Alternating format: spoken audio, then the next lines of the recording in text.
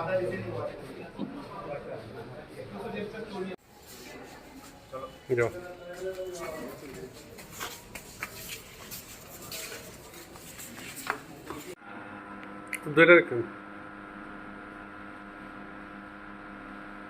আমাদের দুটি গুরুত্বপূর্ণ সংগঠন centre of Indian trade union তথা CI2, অল ইন্ডিয়া কৃষক সভা, সারা ভারত কৃষক সভা, এই দুটি সংগঠনের নেতৃবর্গ আজকে মহকুমা শাসকের নিকট 7 দফা দাবিতে প্রতিনিধিমূলক ডেপুটেশন সংগঠিত করা হয়েছে।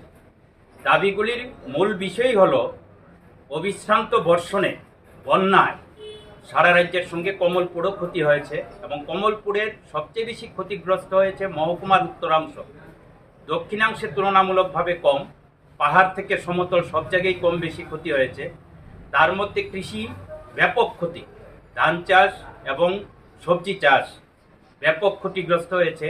ধান সবজির জমি নদী গর্ভে চলে গেছে, বাড়ির অংশ নদী গর্ভে চলে গেছে এবং তার সঙ্গে মাছ চাষ ব্যাপকভাবে ক্ষতিগ্রস্ত হয়েছে। পাহাড় থেকে সমতল মাছ চাষের জল ভেসে মাছ চলে গেছে, আর মধ্য দিয়ে মাছ চাষিরা ব্যাপক ক্ষতিগ্রস্ত হয়েছেন। প্রাণী সম্পদ বিকাশ দপ্তরের যেমন বাড়িতে প্রাণী পালন করে পরিবার চালান, হাঁস মুরগ ছাগল গরু অসুস্থ হচ্ছেন, মৃত্যু হয়েছে, তাতে ব্যাপক ক্ষতির সম্মুখীন।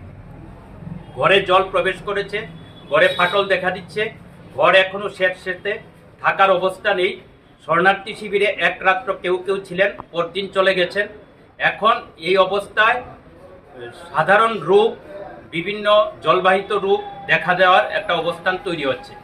আমরা এই বিষয়গুলিকে সামনে রেখেই 7 দফা দাবিতে মহকুমার শাসকের নিকট আমরা দাবিগুলি উত্থাপন করেছি। মহকুমার শাসক দাবিগুলি খুব গুরুত্ব দিয়ে দাবিগুলি বোঝার চেষ্টা করেছেন এবং যুক্তিকতা স্বীকার করেছেন এবং ত্রাণ দেওয়ার ক্ষেত্রে কিছু বৈষম্য, কিছু অনৈতিক কাজের কিছু খবর আমাদের কাছে আছে।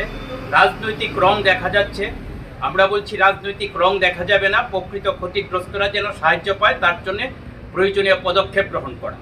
বন্যার পরদিন থেকে আমরা বিভিন্ন এলাকা পরিদর্শন করছি। আজকেও আমাদের এই দুটি সংগঠনের নেতৃবৃন্দ বিভিন্ন এলাকা পরিদর্শন করেছেন, তাতে এই অভিযোগগুলি এসেছে এবং সেই জন্য ধলাই নদীর 2 পার ভাঙ্গন রোধের জন্য বোল্ডার করা, ক্ষতিগ্রস্তদের প্রকৃত সাহায্য দেওয়া, রাজনৈতিক রং না দেখা, দ্রুত পদক্ষেপ গ্রহণ করা। এখনও অনেক ক্ষতিগ্রস্ত এলাকায় প্রশাসন পৌঁছায়নি। আজকেও অনেকে অভিযোগ করেছেন এই এলাকাগুলিতে প্রশাসন যেন পৌঁছে, এই ক্ষতিগ্রস্তরা যাতে একটা শান্তি পায় যে না প্রশাসন সরকার আমাদের পাশে আছে। এই দাবিগুলি নিয়েই মূলত আমরা আজকে উত্থাপন করেছি।